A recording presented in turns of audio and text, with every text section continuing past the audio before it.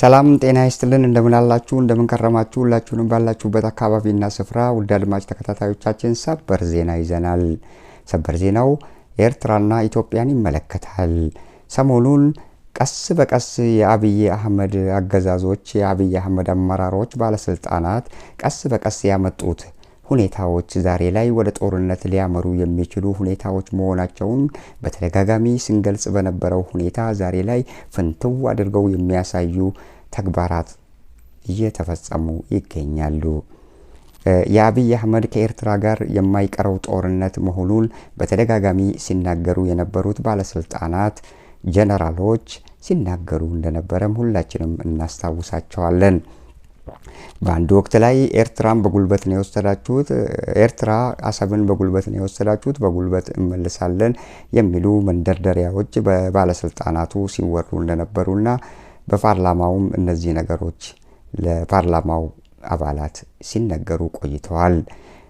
የኤርትራ መንግስትም በዚህ ጉዳይ ላይ የኢትዮጵያ የሚያደርጋቸው አካሄዶች የውሸት የተፈበረኩና የኢትዮጵያ መንግስት የውሸት አዙሪት ውስጥ የሚገኙበት ሁኔታ ነው ሲል ነው ሲያጣጥለው የነበረው። ታዲያ እነዚህ ሁኔታዎች ተደጋግመው ከተነገሩና ሲብላሉ ከቆዩ በኋላ ጠቅላይ ሚኒስቴሩ በስተመጨረሻ ላይ እና እነ ብርሃኑ ጁላ ጀነራሎቹ እነ መሐመድ ተሰማ ሁሉ ወጥተው እና አባዱላን ጨምሮ ኤርትራ የአሰብ ጉዳይ በተመለከተ ስለ አሰብና ስለ ኤርትራ እንዴት እንደወሰደችው የሚያብራሩ ሁኔታዎችን በተደጋጋሚ ሲናገሩ እንደነበረ ሁላችንም እናስታውሳለን። ያንን ከተናገሩ በኋላ ደግሞ እኛ ደግሞ እዚህ ሚዲያ ላይ ወጥተን እነዚህ ንግግር ትክክል አይደሉም፣ በመንግስታዊ ወይ ደግሞ ከአንድ መንግስት በሚጠበቅ አይነት ሁኔታ አይደለም እየተነገረና እየተወራ ያለው፣ ዝም ብላችሁ እያወራችሁ ነው ባልነው መሰረት መጨረሻ ላይ ደብዳቤ ለኤርትራ እስከ መላክ ደረጃ በህጋዊ መንገድ ደብዳቤ ለኤርትራ እስከ መላክ ደረጃ እንዲያደርሳቸው የተደረገ ሁኔታም አለ ማለት ነው። አሁን ላይ የተነሱት ለምንድን ነው? ይህንን ጉዳይ ለማንሳት ዛሬ ምን አዲስ ነገር አለ በሚለው ጉዳይ ላይ ስንነሳ መጀመሪያ ይሄ ማስታወቂያ ነው የወጣው። ይህ ማስታወቂያ የቀድሞ ወታደር የነበሩና በሰራዊቱ ሲያገለግሉ የነበሩ ተቆጭተው የወጡ እንዲሁም በአጋጣሚ ከሰራዊቱ የተለዩ እድሜያቸው ከ36 ዓመት ያልበለጠ መቶ አለቃና ሻለቃ ደግሞ ማዕረግ ያላቸው ከሆኑ ደግሞ ከ40 ዓመት ያልበለጣቸው መሆን አለባቸው። የአካላቸው ብቃት ጥሩ ደረጃ ላይ የሚገኝ ሕክምና ማዕረግ የሚፈልጉ ሕክምና ምርመራ ስላለ የሚለውን ማስታወቂያ ነው ያወጡት። ይህ ማስታወቂያ የወጣው በኢትዮ ኤርትራ ጦርነት ወቅት ላይ መለስ ዜናዊ በወቅቱ ላይ ጠቅላይ ሚኒስቴር በነበሩበት ወቅት ላይ ይህ ማስታወቂያ እንደወጣ እኔም አስታውሳለሁ። ይህ ማስታወቂያ ከወጣ በኋላ የቀድሞ ወታደር የነበሩ የደርግ ወታደር ሁሉ የነበሩ ከአባላቱ ወይንም ከጦር መከላከያ ሰራዊት ጋር እንዲቀላቀሉ ማስታወቂያ ወጥቶ የደሞዝን ዋጋ አይናገርም። እዛ ላይ ግን በመለስ ዜናዊ ወቅት ላይ ደሞዙ እርከኑን ሁሉ ይናገሩ ነበረ። ደሞዙ ይሄን ያህል ነው ተብሎ ተጽፎ ነበረ። ስለዚህ ይሄኛው ግን ደሞዝ የለውም። ስለዚህ ፍርማው ያረፈበት ማህተም ያለው የኢትዮጵያ መንግስት ያወጣው የመከላከያ ሰራዊት ያወጣው ማስታወቂያ ነው። ይህ ማስታወቂያ ከወጣ በኋላ ማንኛውም ተመዝጋቢ በየክልሉና በአዲስ አበባ አካባቢም ተመዝግቦ ሰራዊቱን ሊቀላቀል ይችላል ተብሎ ነው ማስታወቂያው የወጣው። ስለዚህ በእንደዚህ አይነት ሁኔታ ነው ስንነግራችሁ የነበረው ከኤርትራ ጋር የሚደረገው ጦርነት አይቀሬ ነው ሲባል የነበረው ዛሬ ላይ እውን እየሆነልን የመጣው። ምክንያቱም በመለስ ዜናዊ ወቅት ላይ ይህ ማስታወቂያ ከወጣ በኋላ ቀጥታ ነው ጦርነት ውስጥ የገቡት ኤርትራና ኢትዮጵያ ለማለት ነው። ስለዚህ አንዳንድ የምናያቸው ምልክቶችን ቀስ በቀስ እያየን በመጣልበትና እነዛም ምልክቶች አሁን ላይ አጉልተው እያሳዩን የመጡ ሀሳቦችን እያየን መተናል። መጀመሪያ ላይ ምን ሲደረግ ነበር? መጀመሪያ ላይ ጠቅላይ ሚኒስቴሩ ከኢትዮጵያና ኤርትራ መካከል በቅርብ ግንኙነታቸው ስምምነት ኋላ የተቃረኑበትን ነገር ሁለቱም አካላት አልገለጹም። ነገር ግን ከቅርብ ጊዜ ወዲህ ከአረብ ኤምሬት ጋር በሚያደርጉት ማለት ከአረብ ኤምሬት ጋር ግንኙነታቸው እየጠነከረ ሲመጣ ጠቅላይ ሚኒስቴሩ በየፓርላማው እየወጡ የአሰብን ጉዳይ ለፓርላማው ሲያነሱና ይህንን ጉዳይ ስናነሳ ለምን እንደ ነውር ታዩታላችሁ እስከ ማለት ደረጃ ደርሰዋል። ፓርላማውን ትክክለኛ ጥያቄ ነው፣ ለምን ተፈራላችሁ ማንሳት? ኢትዮጵያ ያጣችው አሰብን እንደ ህልም ነው ያጣችው። ስለዚህ ይህንን ያጣችው 30 ዓመት ነው ለማጣት የፈጀባት።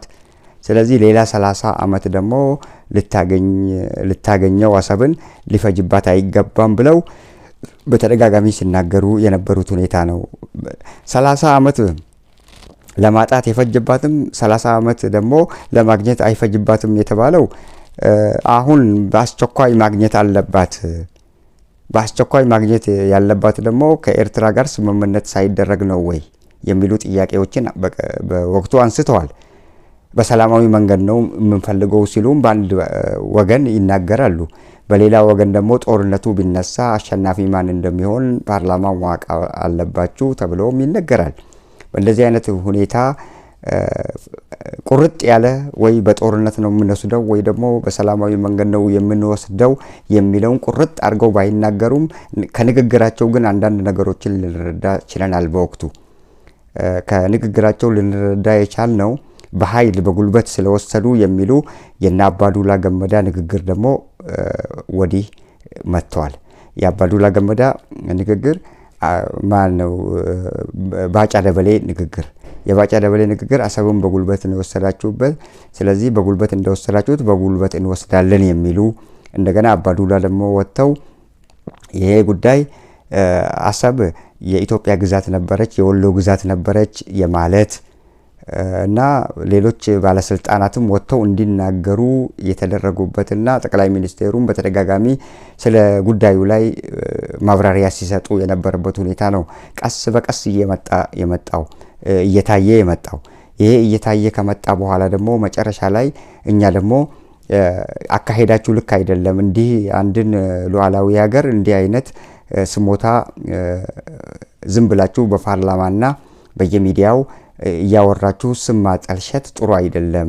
ህጋዊ መንገዱን በተመለከተ መንገድ መጠየቅ ትችላላችሁ ከፈለጋችሁ ይገባናል የምትሉ ከሆነ ብለን በተደጋጋሚ እኛም በዚህ በቻናላችን ላይ ስለ ጉዳዩ ስንዘግብም ቆይተናል። በዛ መሰረት መጨረሻ ላይ ይሄ ነገር እየተብላላ መጥቶ መጨረሻ ላይ ያውና እንደምታዩት የኤርትራ መንግስት ደብዳቤ ተልኮላቸዋል። የኤርትራ መንግስት ደብዳቤው ደግሞ ለተላከለት ምንድነው ያለው? የብልጽግና አመራሮች በአዙሪት ውስጥ ነው ያሉት። በሐሰት በፕሮፓጋንዳ ዝም ብለው የኢትዮጵያ ህዝብንና የኢትዮጵያን ህዝብ እያደነቆሩ ለኤርትራ ደግሞ ሌላ የቤት ስራ ለመስጠት ይፈልጋሉ። ስለዚህ ይሄ ውሸትና ሐሰት ነው፣ ፕሮፓጋንዳቸው ነው፣ እንዲህ የሚባል ነገር የለም ነው ያሉት። ገባችሁ? መጨረሻ ላይ ይሄንን እያሉ ባለበት ወቅት ላይ እንደገና ደግሞ በዛ መንገድም ሳይችሉ ለምን ደብዳቤ ከመላካቸው በፊት የአሰብን ጉዳይ አስቀምጠው እንደገና መሬት ላይ አስቀምጠው ምን ማለት ጀመሩ? ኤርትራን መክሰስ ጀመሩ። ኤርትራን እንዴት ብለው ነው መክሰስ የጀመሩት? ኤርትራ ለትግራይ ሰራዊትና ለአማራ ፋኖ ጥይት እያቀበሉ ነው። ስለዚህ እንደዚህ አይነት ድርጊቶችን የኤርትራ ህዝቦችን ወዳቸዋለን፣ እንደዚህ አይነት ድርጊቶችን የኤርትራ መንግስት ማቆም አለበት ብለው በአፋቸው ሲናገሩ ነበር። ይሄንንም እኛም አሁንም ልክ አይደለም፣ ይሄ ዝም ብሎ መነገር፣ እንደዚሁ ዝም ብሎ ማውራት ለህዝብ ለፓርላማው እንዲህ ብሎ አንድ መንግስት ጥፋት የሚያጠፋ ከሆነ በዓለም አቀፉ ህግ መሰረት ጥፋቱ ይሄ ነው ተብሎ ለዓለም አቀፉ ማህበረሰብ ማስታወቅና መጠየቅ ነው እንጂ አሁን በአፍ መለፍለፍና ኤርትራ ተጨባጭ የሆነ ማስረጃና መረጃ በእጃችሁ ይዛችሁ መጠየቅ ትችላላችሁ ብለናል። እኛም መረጃ ከሌላችሁ ግን ዝም ብላችሁ እንደዚሁ ኤርትራ በሰራዊቱን እየደገፈች ነው፣ ፋኖንና ትግራይን ጥይት እያቀበሉ በሎጂስቲክም የጋራ ግንኙነትም እያደረጉ ነው፣ ድንበር ተሻግረው የሚሉ ሀሳቦችን ሲያነሱ ትክክል አይደለም ብለናል። ከዛ በኋላ እንደዚህ ካሉና ይህንን ነገር መናገር ከጀመሩ በኋላ እኛ ደግሞ ትክክል አይደለንም በምንልበት ወቅት ላይ አሁን ተመልሰው በስተመጨረሻ ላይ ምን ማለት ጀመሩ? ኤርትራ ብቻዋን አይደለችም፣ ሌላ አካልም አስገባውን። እንደገና ሌላ አካል ማን ነበረ? ግብጽ መሳሪያዎችን እየጫነች ወደ ኤርትራ ትልካለች። ኤርትራ ደግሞ መሳሪያዎችን ለፋኖና ለአማራ ፋኖና ለትግራዩ ቲዲኤፍ እያቀበለ ነው ብለው መናገር ጀመሩ። ይሄም ትክክል አይደለም ማለት ነው። አሁን በእንደዚህ አይነት ሁኔታ ኤርትራ ብቻዋን ትተው እንትናን ጨመሩ ማለት ነው። ከዛ በኋላ በስተመጨረሻ ላይ ምንድነው ያደረጉት? አንድ ግለሰብ ጥይት ሲያመላልስ ተይዟል ተብሎ አንድ ግለሰብ ተያዘ ተብሎ በጽሁፍ ተጻፈ። ያ ጽሁፍ ምንድነው የሚለው? ሰውየው ድሮም የሚጠረጠር ሰው ነበረ። ጥይት ሲያመላልስ ወደ አማራ ፋኖ ሊወስድ ሲል በፖሊስ ቁጥጥር ስር ውሎ ከየት ነው ያመጣው ተብሎ ሲጠየቅ ሻቢያ ነው የሰጠኝ ብሎ አመነ። ስለዚህ ሻቢያ ከእንደዚህ አይነት ድርጊት መቆጠብ አለበት ብለው በጽሁፍ አወጡ። ይሄም ትክክል አልነበረም። መጨረሻ ላይ እኛ እንደዚህ ስንል መጨረሻ ላይ ሰሞኑን ያው እንደምታውቁት ወደ ኤርትራ ደብዳቤ ልከዋል ማለት ነው። ኤርትራ ሽምቅ ተዋጊዎችን ወይንም የኢትዮጵያን አማጺ እየደገፈች ነው፣ ስለዚህ ከዚህ ድርጊት እንድትቆጠብ ብለው ለኤርትራም ጽፈው ላኩ።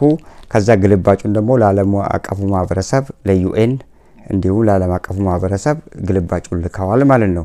አሁን ጦርነቱ ቢነሳም እንግዲህ አስቡ፣ የጦርነት አሁን አዝማሚያው ጦርነቱ እንኳን ቢነሳ ኢትዮጵያ ስትከስ ነበረ ለማለት ነው። እንግዲህ ፊልሙ ይስራ አይስራ ሌላ ጉዳይ ሆኖ ይህንን ተግባራት ሲያደርጉ የነበሩት እነዚህ ነበሩ። በቅደም ተከተል የመጡት ወደ ታች እየተደረጉ እየተወሩ የመጡ ሀሳቦች ነበሩ። ከዛ ደብዳቤው ተላከ። ከደብዳቤው ኋላ ደግሞ የኤርትራ መንግስት ያለው የኢትዮጵያ መንግስት ዝም ብሎ ፕሮፓጋንዳውን ሲነፋና የሐሰት ወሬውን ሲነዛ ነው እንጂ ኤርትራ ከእንደዚህ አይነት ድርጊት ምንም አይነት እጇ እንደሌለበት የማስታወቂያ ሚኒስቴሩ የማነ ገብረ መስቀል በኤክስ ገጻቸው ላይ ጽፈዋል። ኢትዮጵያ ከአዙሪቷ ውስጥ አልወጣችም። ኢትዮጵያ የአሰብን ፍላጎት ስላላት ያንን የአሰብ ፍላጎቷን ለማርካት ብዙ ፕሮፓጋንዳዎችን ስትነዛ ቆይታለች። የሐሰት ፕሮፓጋንዳዎችን ስትነዛ ነው የቆየችው። ይሄ ደግሞ በኤርትራ መንግስት ዘንድ ተደማጭነት የለውም ብለው አጣጥለውታል። በስተመጨረሻ ላይ አሁን የወጣው ይሄ ማስታወቂያ የምንላችሁ የወታደራዊ ምልመላ ነው። ይሄ የወታደራዊ ምልመላ በኢህአዴግ ወቅት ላይ መለስ ዜናዊ በነበሩበት ወቅት ቅድምም እንዳልነው ወጥቶ ነበር። እስቲ ማስታወቂያው ምን ይላል? ማስታወቂያውን እንየው። ማስታወቂያ ከዚህ በፊት የመከላከያ ሰራዊት አባል የነበረ ሰራዊት ወደ ሰራዊቱ ለመመለስ የሚፈልጉት ካሉ ለመመዝገብ የወጣ ማስታወቂያ ነው ይላል። ማስታወቂያው የወጣው ትላንትና ነው። ማስታወቂያው የወጣው ዛሬ ላይ ነው። ስለዚህ የሀገር መከላከያ ሚኒስቴር ከአሁን በፊት የመከላከያ ሰራዊት አባል የነበሩ በተለያዩ ሁኔታዎች ወይንም ምክንያት ከሰራዊቱ የወጡና ተመልሶ ሰራዊቱን ለማገልገል ፍላጎትና ቁጭት እያላቸው እስካሁን የመመለስ እድል ያላገኙ አባላትን መልሶ በሰራዊቱ እንዲያገለግሉ መመዝገብ ይፈልጋል ይላል። አንደኛው አጠቃላይ የምልምል ሁኔታ መስፈርቶችንም አስቀምጠዋል።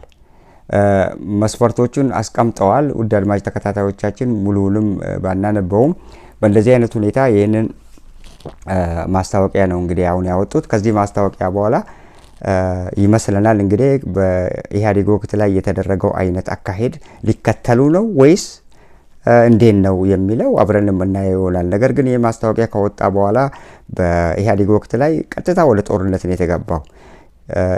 ብልጽግናዎችስ ይህንን የአረብ ኤምሬትን ጉዳይ የአረብ ኤምሬትን ፍላጎት ለማርካት ዛሬ ላይ በጎረቤት ኤርትራ ላይ ጦርነት ይከፍታል ወይ የሚለውን አብረን የምናይ ይሆናል። ውድ አድማጭ ተከታታዮቻችን ለአሁኑ ያሉ መረጃዎች ይህን ይመስላሉ። ስለተከታተላችሁን እጅጉን አድርገን እናመሰግናችኋለን። ቸር ያገናኘን።